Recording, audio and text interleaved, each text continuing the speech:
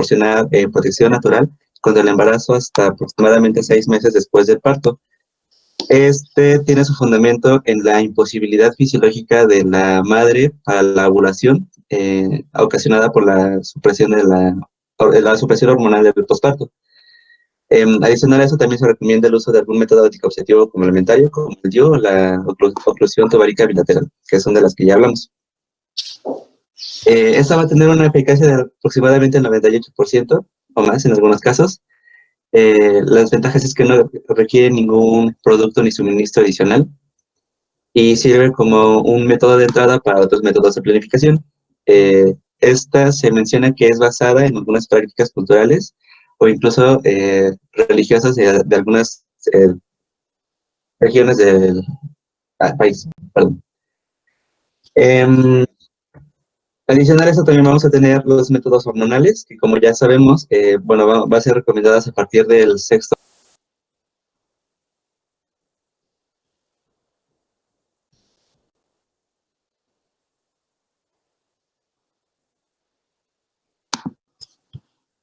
Creo que se le trabó la computadora. Bueno, a ver, recapitulemos en lo que él conecta. Dentro de los métodos, el apeo o el apo ya quedamos que es el método de anticoncepción post-evento obstétrico, y esto implicaría que es posparto, post-cesárea. Bueno, ¿qué implica esto? Insisto, porperio es posterior a un evento obstétrico. No me importa si fue parto, si fue una cesárea, si fue un embarazo ectópico, un aborto, un embarazo molar, no me interesa. Todo esto es un evento obstétrico y lo que sigue cuando esto culmina o termina es un puerperio. Y ya obviamente ahí clasificaremos puerperio fisiológico, si no hubo mayores complicaciones, o patológico, que será el tema que más adelante abordaremos. En ese rango están obligados por norma oficial mexicana a nivel institucional de que la paciente, antes de ser dada de alta, de hecho es una de las preguntas, ustedes van a tener que ofertarle alguno de los elementos que componen el apeo.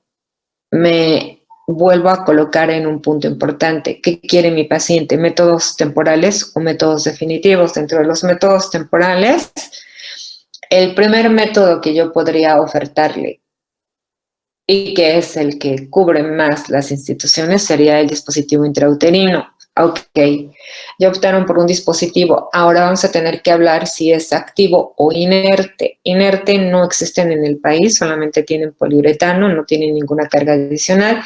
Y los que ustedes conocen, evidentemente los activos van a tener una carga hormonal o bien una carga metálica. En este caso, la carga hormonal sería a base de progestinas. En el caso de metales, estaríamos hablando de utilizar cobre o bien plata, que son los elementos más frecuentes con los que viene adicionado el dispositivo. ¿En qué momento? Bueno, lo puedes hacer durante el alumbramiento, o sea, una vez que termina el alumbramiento sería en el porperio inmediato, en el porperio inmediato o en el tardío.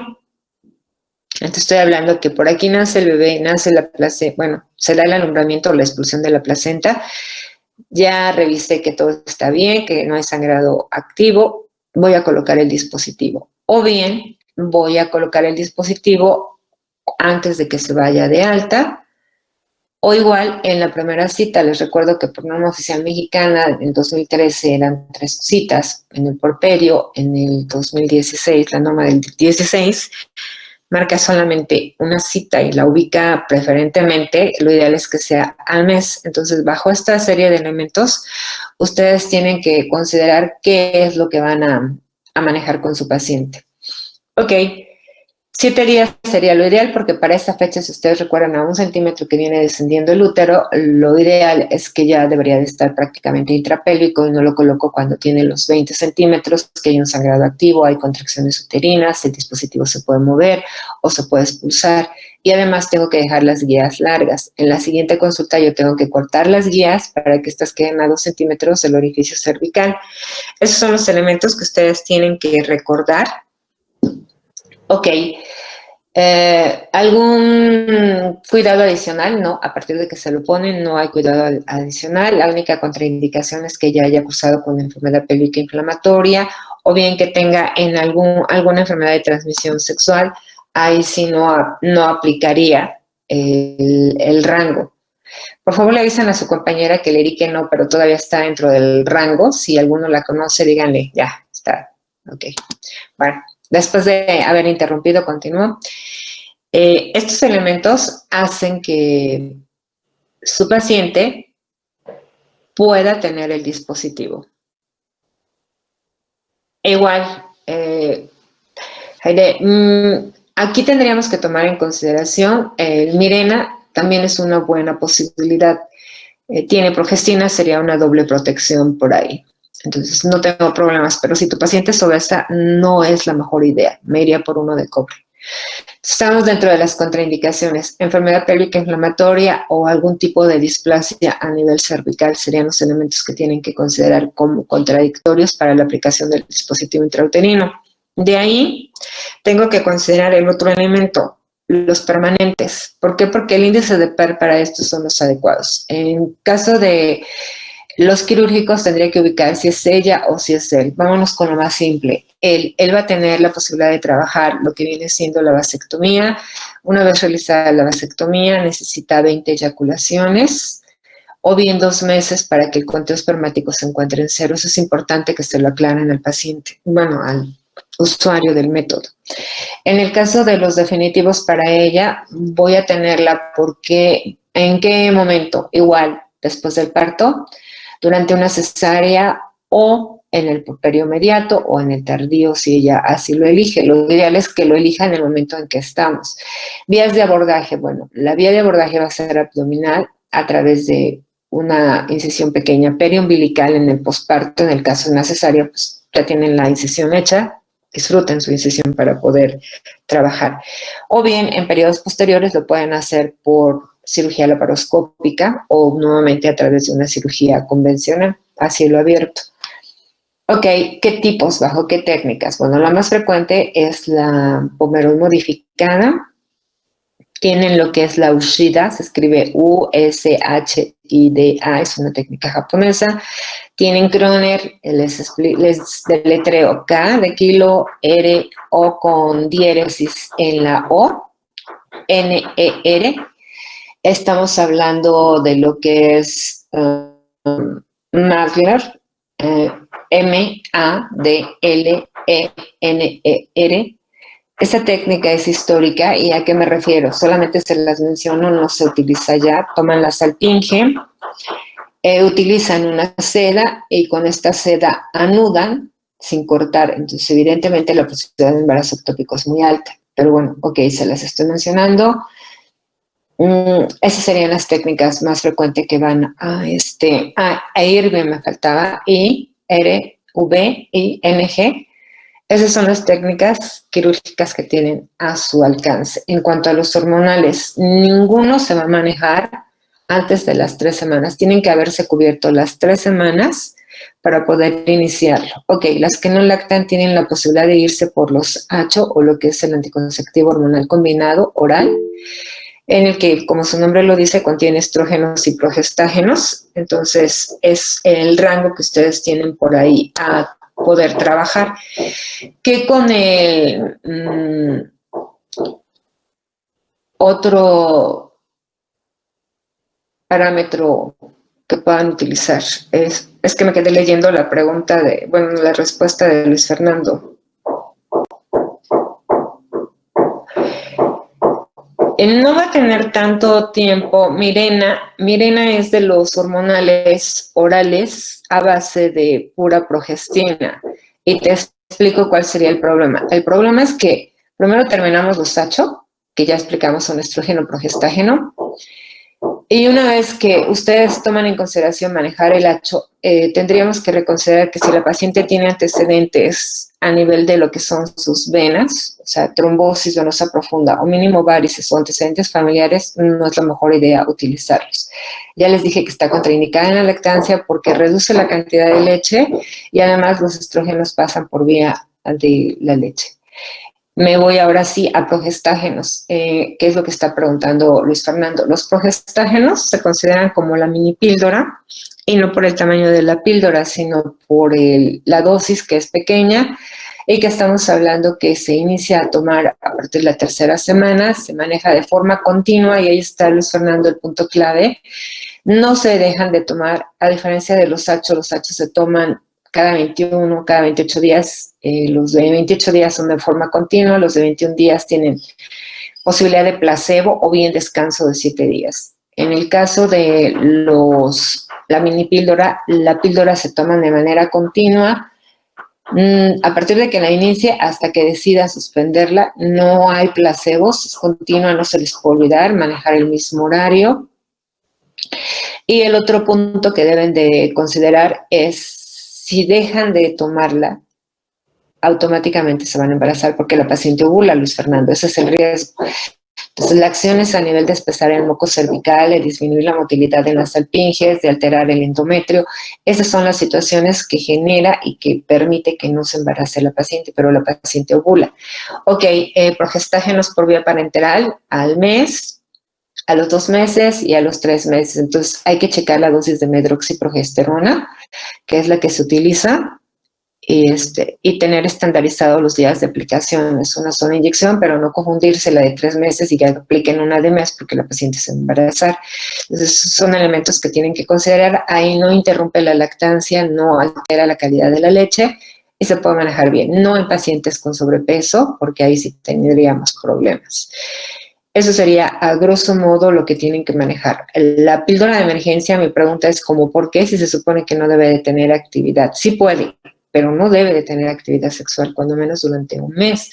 Entonces, es el punto como para ofertar o tener una idea muy clara. Y de esa manera creo que terminé con los anticonceptivos permitidos. De ahí en fuera está el coitus interruptus, lo que viene siendo los MELA, lo que viene siendo los condones, tanto femenino como masculino, pero que obviamente ofrecen menos protección. Ya hablamos de hormonales, Alberto. Si vas a hablar de alguna otra cosa, avanza en eso. Bueno, yo iba a avanzar a las recomendaciones en COVID. Ok. Bueno, como tal, como ya dijo la doctora, va a ser recomendado a partir de 25 a 30 días. Y bueno, las recomendaciones que encontré que da la Clínica Mayo es buscar aliviar el dolor. Menciona que la paciente puede tomar como precaución vaciar la vejiga, darse un baño caliente o tomar algún analgésico de venta libre. O incluso, si llega a experimentar algún ardor después, es recomendable la aplicación de hielo envuelto en una toalla sobre el área. El uso de lubricantes puede ser útil si es que se llega a tener resequedad vaginal, que de hecho es algo común. Menciona también el probar cosas nuevas, que es encontrar alternativas a las relaciones sexuales, como los masajes, el sexo oral, la masturbación mutua.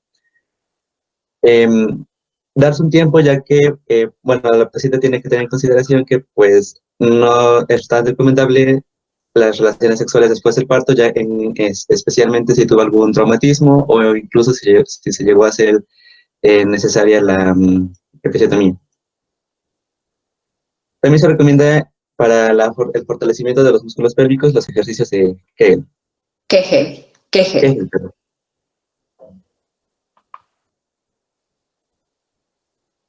Ok, bueno, también hay que mencionarle a nuestro paciente que la posibilidad de depresión postparto es necesario el acompañamiento durante ese proceso, pero me parece que de ese tema van a hablar después a todos los compañeros. Sí, pero tú nos vas a hablar de lo que sí es normal. Ellos nos van a hablar de lo que es anormal. Bueno, lo que había encontrado es que como tal no es tan frecuente el caso de las depresiones. ¿En serio?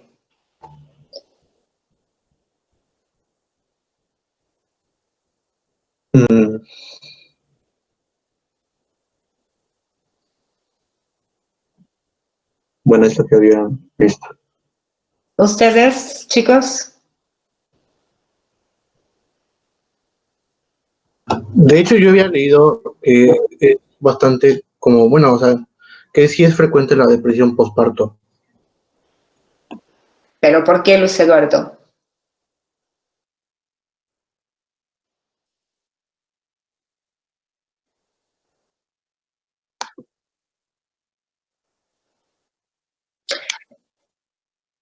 Muy bien, Alberto, pero puntualicemos. Recuerden que ustedes van a ser los médicos y van a tener que dar una orientación al respecto. Daniel García, porque ya me acordé que son dos Daniel aquí en clase. Ah, sí, aquí estoy, doctora. ¿Por qué?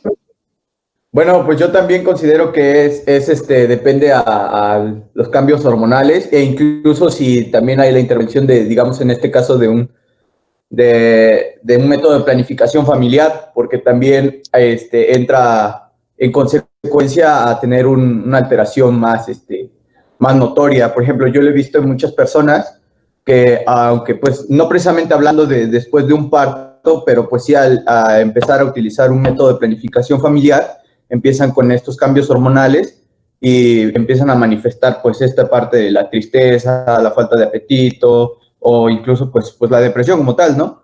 Y pues digo, viene de un cambio hormonal Son aquí. muy buenos en tratar de darme una explicación. Fue muy concreta, como sin no dar, estaría yo ya por ahí cortándoles la vena. A ver, en el chat acaban de darles por ahí una orientación. Vanessa, ¿puedes abrir tu micrófono? Sí, doctora. Ok, platícanos. Tú sí empiezas a darle luz al punto y me permitirías explicarles. Acuérdense que si tienen idea de qué estamos hablando, yo les ahondo el tema, si no, ahí se queda. Ok, Vanessa. Bueno, yo lo que había leído un poquito, me acuerdo que básicamente como cuando la mujer pasa por su ciclo menstrual, cuando hay un descenso hormonal, que nosotros también se relaciona que algunas mujeres tienen como cambios de humor o depresión o se sienten tristes en esos Quítale días. la palabrería, tu chat es muy rico y en contenido. Estás hablando de que tengo una disminución de la caída de estrógeno y de progesterona. Ok, esos elementos bajan abruptamente. ¿Por qué? Porque perdieron la placenta y la placenta era una fuente adicional de estrógenos y progesterona y era una muy alta cantidad la cual estaban teniendo. Entonces, en este momento ustedes tienen ya un punto a su favor. Ahora, ¿qué tienen que valorar o qué tendrían que revisar? Tengo una disminución en lo que viene siendo el triptófano. Voy a tener también alteraciones. ¿Cuáles? Las endorfinas antes del parto se elevan y permanecen elevadas durante 3 días, motivo por el cual se quitaron lo que viene siendo estrógenos, progesterona de manera abrupta. Está alterado el triptófano. Estamos hablando que ustedes van a tener también una alteración a nivel de las endorfinas que disminuyen de manera, así como subieron, inmediatamente descienden. Voy a tener alteración a nivel de lo que son los neurotransmisores. Dopamina, que es la hormona de la felicidad, está disminuida. Recuerden que va a bajar para tener el descenso de la leche en el tercer día. Todos estos factores condicionan a que la paciente, Alberto, sí tenga una depresión y esta depresión no va a aparecer inmediatamente. Lo primero que aparece en una paciente, sobre todo cuando está en un sector público, es el síndrome de estrés, postestrés. Tienes un parto delante de 50 personas que no conoces y bueno, ya yo creo que a final de cuentas eso ya no les importa, pero en algunas ocasiones no son lo suficientemente profesionales como para tratar a la señora con la dignidad que se merece. El término que odio es el de, a ver, madrecita, madrecita la más antigua de su casa, porque la señora merece respeto, tiene un nombre, que con que le digan señora o le hablen por su nombre, está marcando respeto. Eso de madrecita, pues hijo, espero que el 10 de mayo pases a darme los regalos que corresponden. Sean respetuosos con sus pacientes. Entonces, estoy hablando solamente de expresiones orales y que fue muy sana en manejar la menos agresiva. Hay una serie de comentarios peyorativos hacia la paciente en el momento del parto. Entonces, todo eso va a generar un síndrome postraumático, posteriormente el de depresión. Ok, con esto contesté su pregunta. ¿Alguna pregunta más?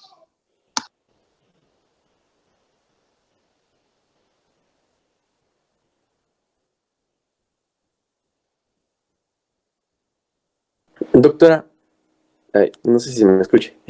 Sí, Mario, te estoy escuchando. Solo cerré el micrófono para no viciar sonidos. Ok.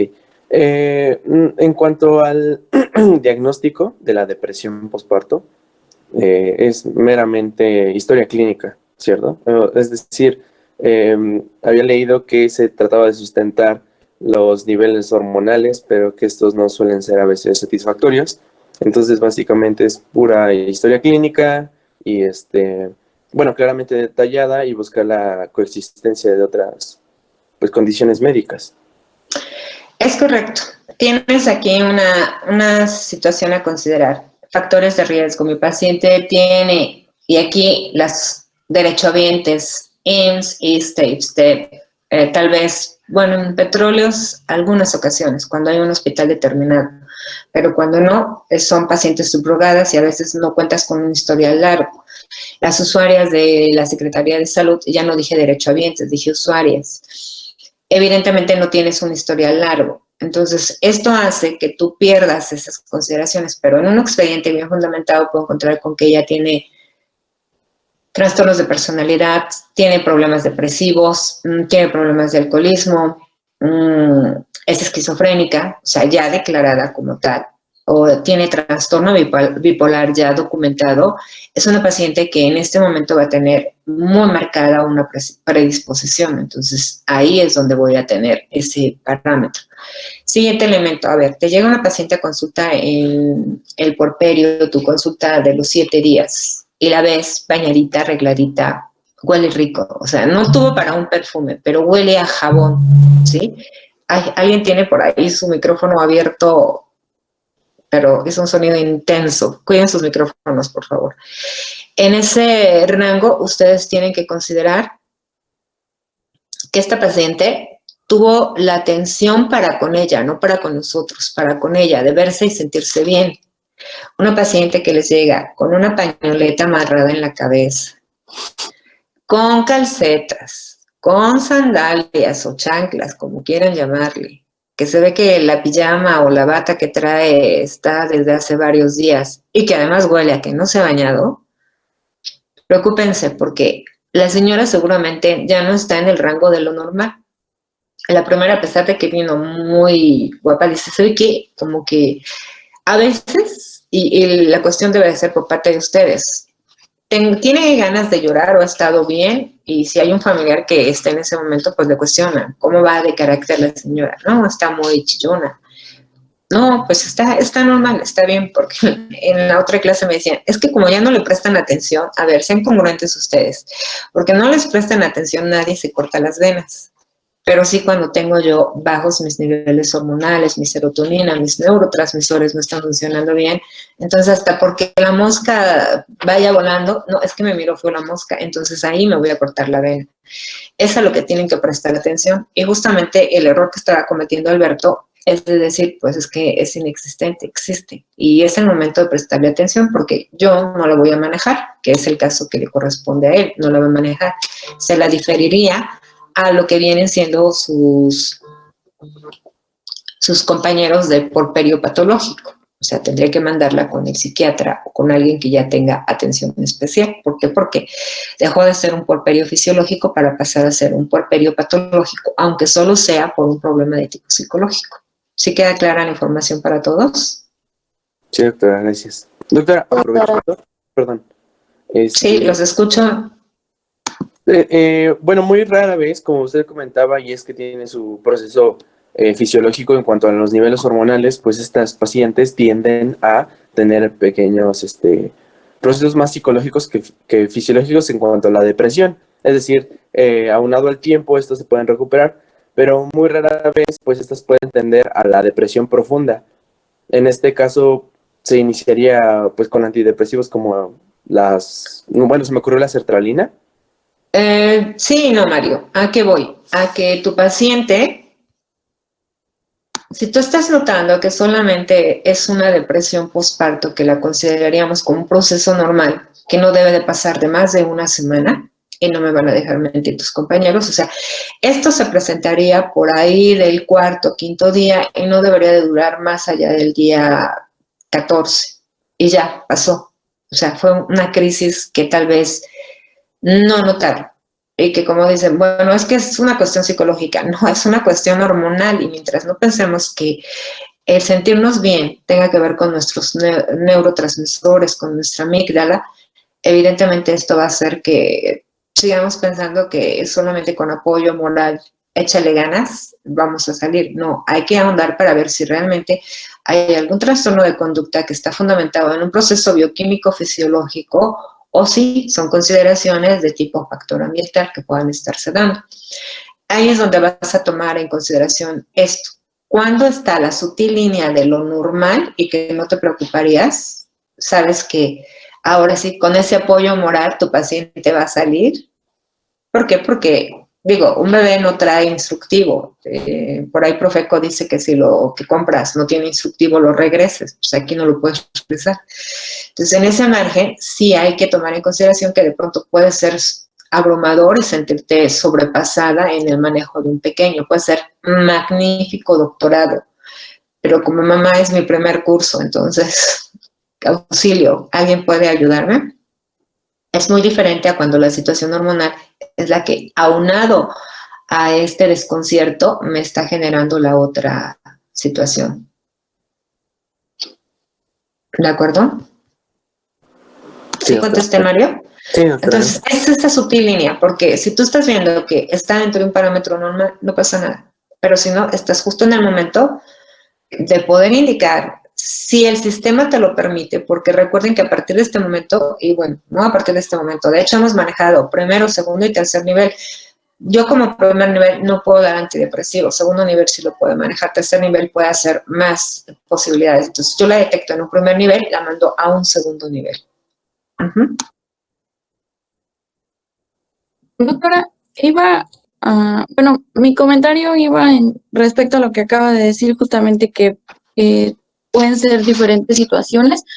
Lo que pasa que una vez yo vi después de un parto, cuando iban a hacer el apego inmediato, que pasamos el bebé a la mamá, dijo que no, o sea, que ella no lo quería ni ver, ni tocar, ni nada, porque le había provocado mucho dolor. Y pues supusimos que tal vez después ya que se recuperara un poco iba a querer, pero tampoco lo quería amamantar ni nada. Entonces, los médicos que estaban ahí dijeron que había que como que buscar más información porque tal vez había sido producto de alguna violación o de otras circunstancias, porque no quería amamantarlo, no quería tocarlo, que porque le dolía mucho y que le había causado mucho dolor. Sí, aquí tienes una situación importante. Tienes procesos de violación que no pudieron abortar, un embarazo no deseado, que también es margen a que la paciente tome esas decisiones, o bien tienes otro elemento también muy frecuente en esta vida, madres subrogadas. Ella no puede decirte que ese hijo no es suyo. O sea, tú eres el cuerpo que permite que se hospede y te van a dar un dinero por ese pequeño. Entonces, hay gente que se dedica a tener hijos y en cuanto nacen los entregan.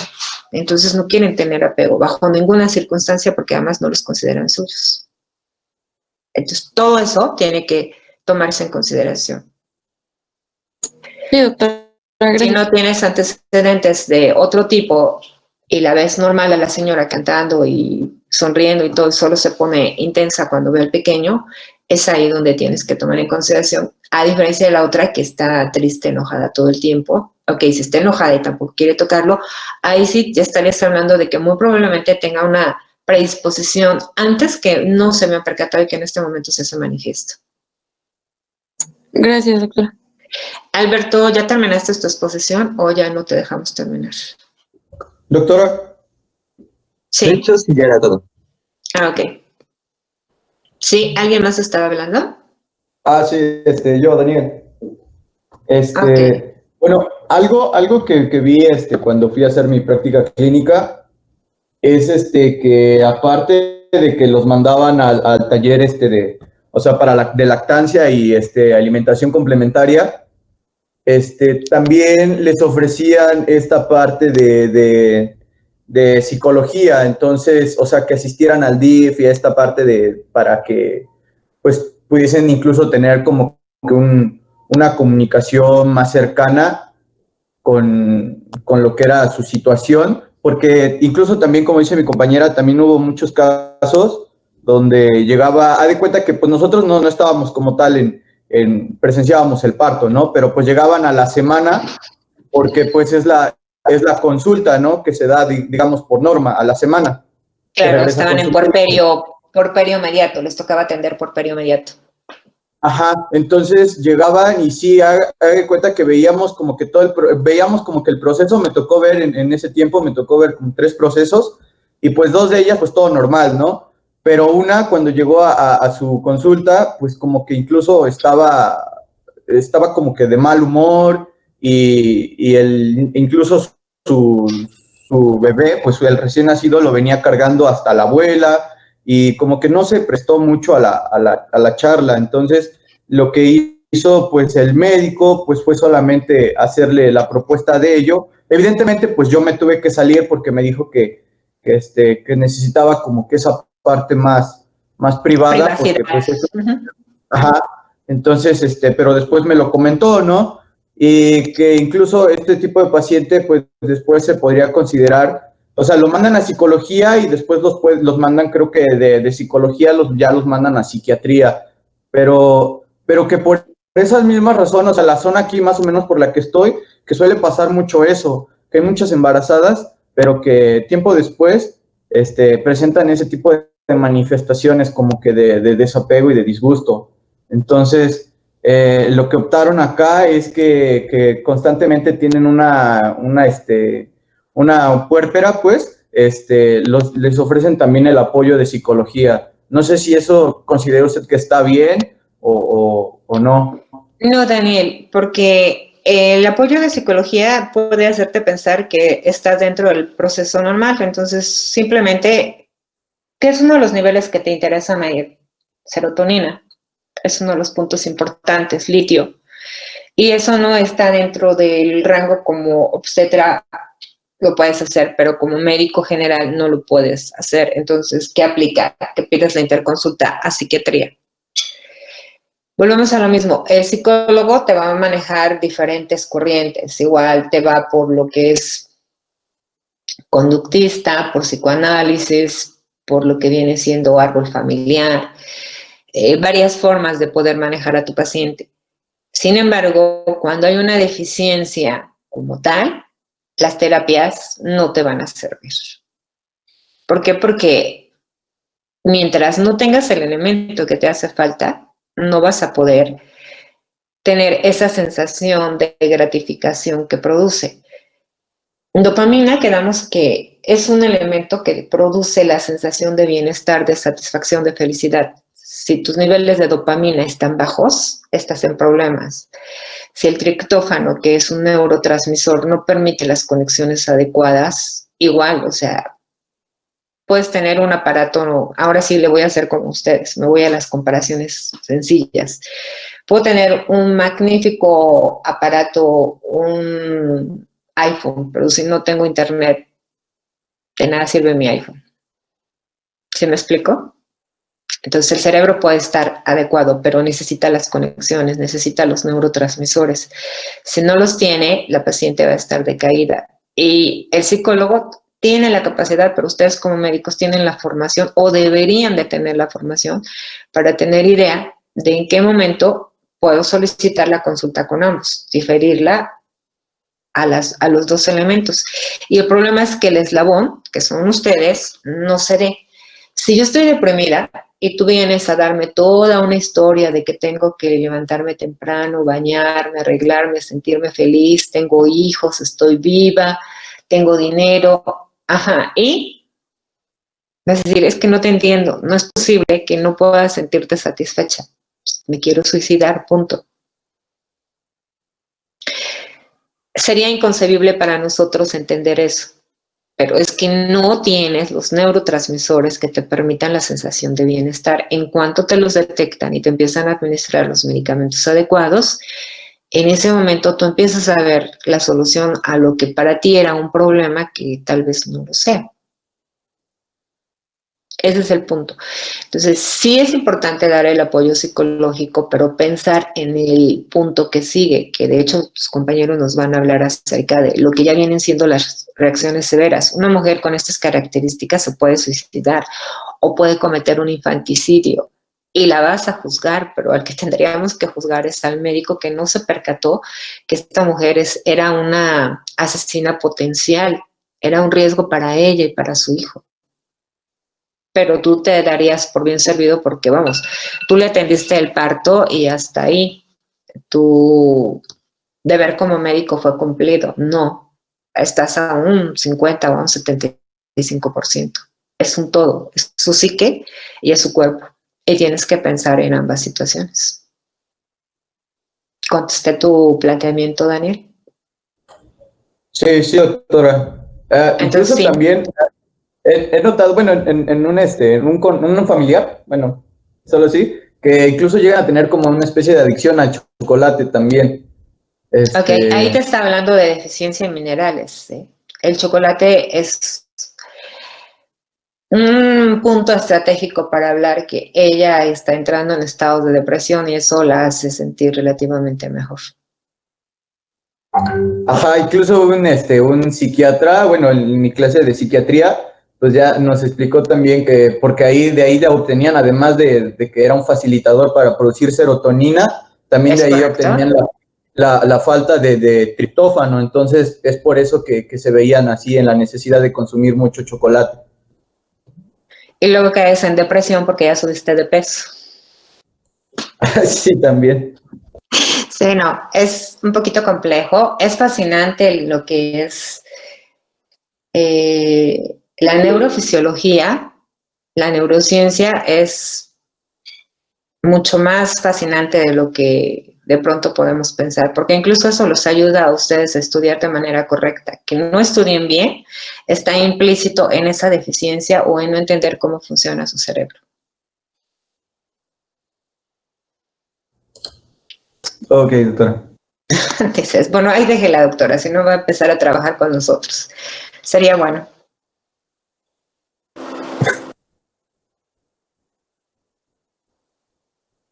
Sí, o sea, ya habíamos comentado que toda esa situación se altera por los niveles de dopamina, que eso permite que haya la lactancia, pero tienes la oxitocina y la oxitocina es la hormona del apego, la hormona de la felicidad, tienes la contraparte. Entonces, ¿qué hace que una mujer, a ver, piénsenle ustedes en este momento, por muy feito que esté un bebé, si está bañadito, qué rico, ¿no? Dicen, ay, qué curioso está tu bebé, por no decir qué feo está. Pero aún así sienten ese deseo de proteger a ese bebé que tal vez la naturaleza no haya sido tan generoso con su... Ajá, exacto, qué chistoso está, es el término. En ese rango siempre hay el deseo de proteger a un pequeño y es porque ese pequeño no tiene un perfume caro, pero viene cubierto de oxitocina y la percibimos. Y cuando percibimos oxitocina, estamos teniendo apego y sensación de protección. ¿Alguno de ustedes seguramente escuchó el término de chipil? Y el término de chipil implica que el pequeño puede detectar de manera importante el olor de una mujer embarazada. Sienten a una chica, a una señorita en una sala y de pronto todos los sobrinos corren hacia ella cuando nunca antes habían sentido tanta emoción por esa tía o prima. Y ante tanto niño, dicen, qué horror, tanto enano junto puede hacerme daño. Se cambian de lugar y todos los niños vuelven a irse a ese lugar. Ok, es asiento único. Bueno, pues ya se le treparon en el descansabrazos.